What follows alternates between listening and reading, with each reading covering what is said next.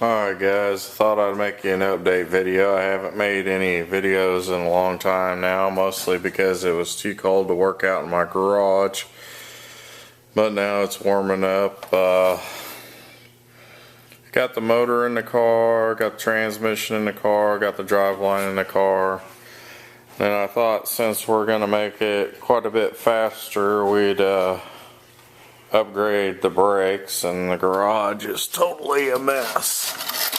Totally a mess. But down here on the front end, if you can see, we've got we took and put 95 spindles on the front of this car, and then I ground about 5 millimeters out of both sides of the spindles, and we were able to put some 99 Mustang GT calipers on it, which that's a good deal because they're pretty cheap and pretty readily available at the junkyard. I had to rebuild this caliper and take it apart. It was stuck, but $3.99, a little bit of arm muscle cleaning up the parts inside the caliper, and it was good to go. And then we'll move it along to the rear. Decided to disc brake the rear, and on the rear of the car we got 95 GT rear calipers. And then we got, I don't know if you can see it on the back, but there's a little thin bracket back there for the caliper. That's from North Race Cars, which is in Lee Summit, Missouri. And they made the bracket to set the caliper inboard more so that you can use Fox body length axles. Most guys will put SN95 axles in these cars, but then they mess up the rear track width. This one here, I got a Yukon hardened axles that we put those in, and then they got the SN95 centric hub on them. And then that way we can stay with the Fox body with rear axles. I think I'm going to epoxy primer the car black. I think I'm going to drive it this summer. I've been kind of missing it. And another thing, when you do this brake swap, and it's kind of a real hassle, is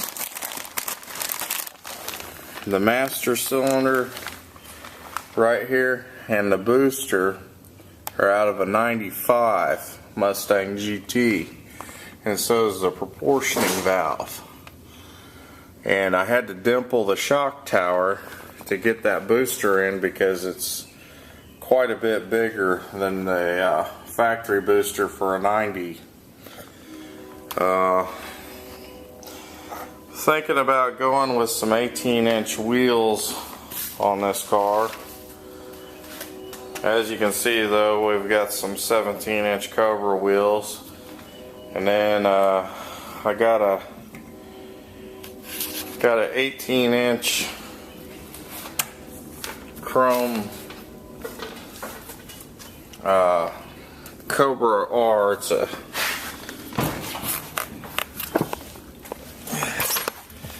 It is a 2000 chrome Cobra R.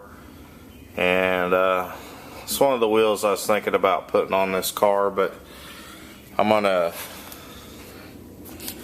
see if we can put that up there and see if you guys can see what it looks like. It's hard to find the right camera deal.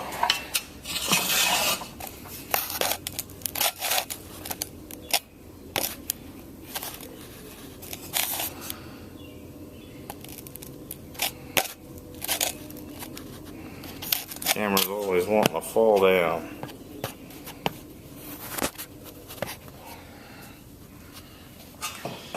Well, we'll see if we can do this.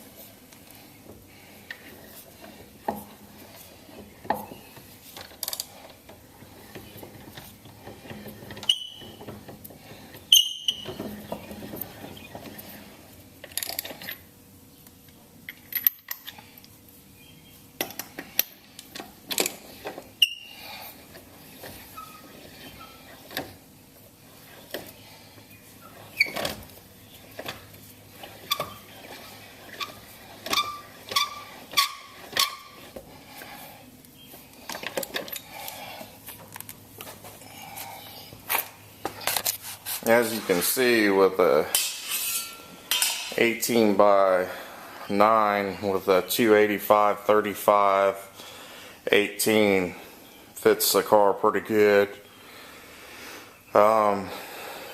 It's the same height as my Mickey Thompson tires I had on here. This whole wheel assembly and to the fender. When the car sits down, the fender should be about set probably about 2 or 3 inches over the top. But when you look straight down, it clears. The only sticking out is from the back here, but that's fine. So I'm thinking about running either this wheel or running a saline, and running a saline wheel or running an 18 by 10 on the rear, because I have enough clearance for it. And I could possibly squeeze a 305, maybe even a 315 underneath the back of the car, but I'll have to get rid of the kicker shocks, which ain't no big deal. But put in a pretty long day at work. I guess I'm going to call this the end of the video, and I'll be putting some more videos out. Thought we'd have the car painted by now, but keep finding more stuff I want to do a little bit at a time. But catch you guys later, and thanks for watching my videos.